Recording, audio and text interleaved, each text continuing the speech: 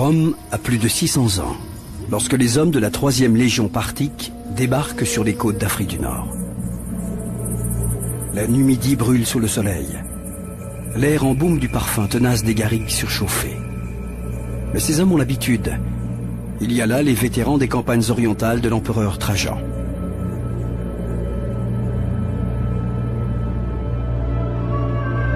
Nous sommes en 100 de notre ère. L'Empire romain est à son apogée. La ville lumière, Rome, est la capitale d'un territoire immense. La Méditerranée tout entière est romaine depuis 200 ans déjà.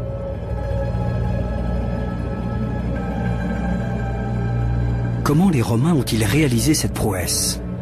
Comment ont-ils assujetti des millions d'étrangers, Gaulois, Mauritaniens, Numides, Égyptiens, Arabes ou Parthes? Comment ont-ils bâti ces cités au milieu de contrées arides, attirant à eux des populations nomades depuis des millénaires? Comment pouvaient-ils tenir un territoire de 16 millions de kilomètres carrés et de 80 millions d'habitants? Ceux qui ont longtemps cru que les Romains s'étaient imposés par la seule force de leur légion se sont trompés. En fait, Rome s'est nourrie de l'extraordinaire vitalité africaine.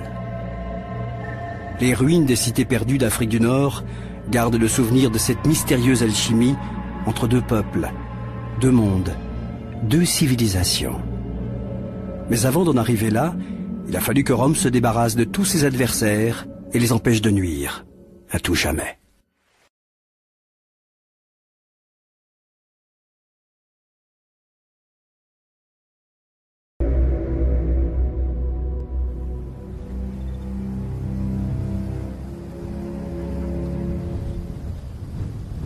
En 100, la 3e Légion Trajane s'est installée à Timgad, en Afrique du Nord.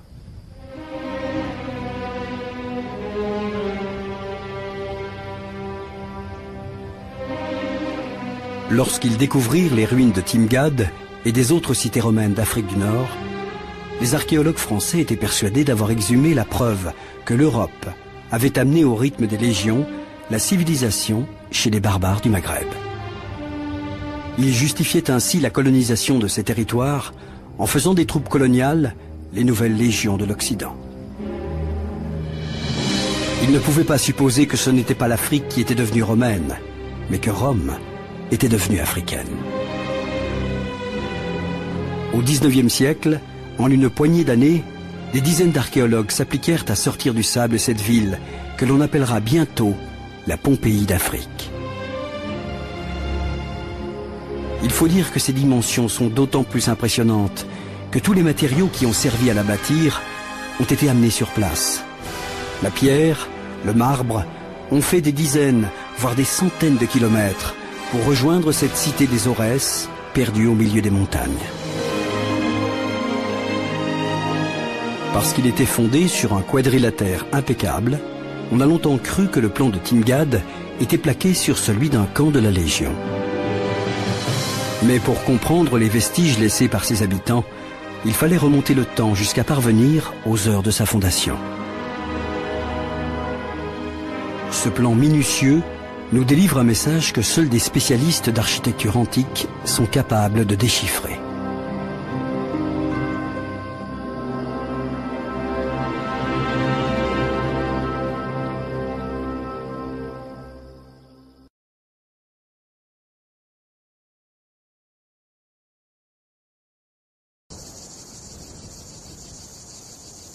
Ce forum, ces bâtiments publics, ces édifices religieux, toute la vie municipale qui s'y rattache, apparaissent comme une énigme. C'est une copie miniature de Rome, mais pourquoi faire? L'archéologue algérienne Nassera Ben Sedik a consacré sa vie à l'antiquité romaine en Afrique du Nord. Elle sait que la civilisation punique n'avait pas attendu les Romains pour construire des villes sur les côtes de Méditerranée. À l'intérieur des terres, cependant, l'urbanisation était moins répandue. Les hauts plateaux dans lesquels Timgad est enchâssé abritaient le plus souvent des populations nomades. La région est loin d'être un paradis luxuriant. La présence de la cité en ce lieu est un mystère. Sur quelle richesse comptaient ses fondateurs? Qui sont ceux qui ont posé les premières pierres de la ville? Pourquoi se sont-ils enfoncés dans des contrées si inhospitalières? C'est dans la ville elle-même que l'on peut trouver les premiers éléments de réponse.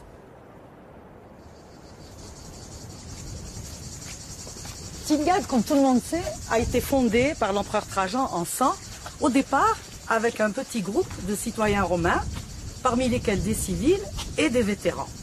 Alors, ce qui nous intéresse, nous, ici, puisque c'est pour montrer que c'est un des rares vétérans dont on ait des traces, et qui était au moment de la fondation de la ville, c'est surtout donc cette expression où on sait donc qu'il est missi honesta missione ab imperatore Traiano optimo Augusto Germanico Dacico Partico.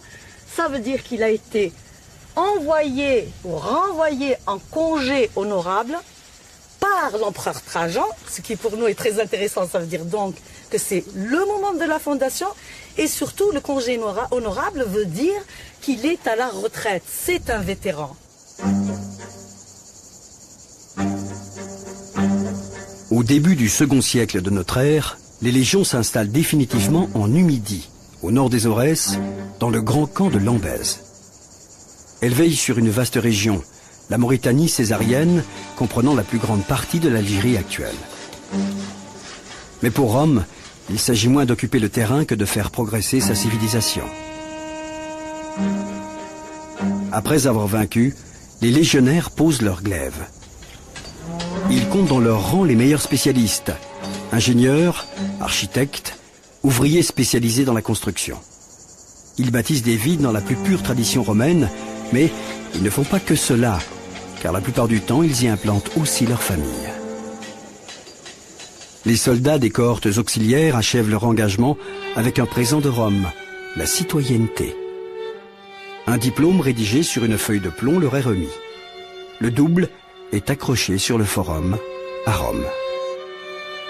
Après 25 ans de service, les vétérans et leurs enfants sont donc des Romains de plein droit. Ils portent alors la toge, signe distinctif des citoyens. Ils peuvent faire du commerce et s'enrichir assez pour faire élever des statues à la gloire de leur bienfaiteur. Rome ne compte pas seulement sur le côté militaire de sa mission, elle compte aussi beaucoup sur l'attrait. Il faut attirer les populations, il ne faut pas seulement leur faire peur ou les combattre.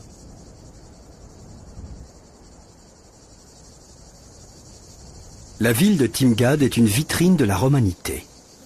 Elle ressemble à toutes ses sœurs fondées autour de la Méditerranée, reliées entre elles par 90 000 kilomètres de voies pavées. Ainsi, le voyageur n'est pas dépaysé. Il chemine dans un empire qui affirme son unité.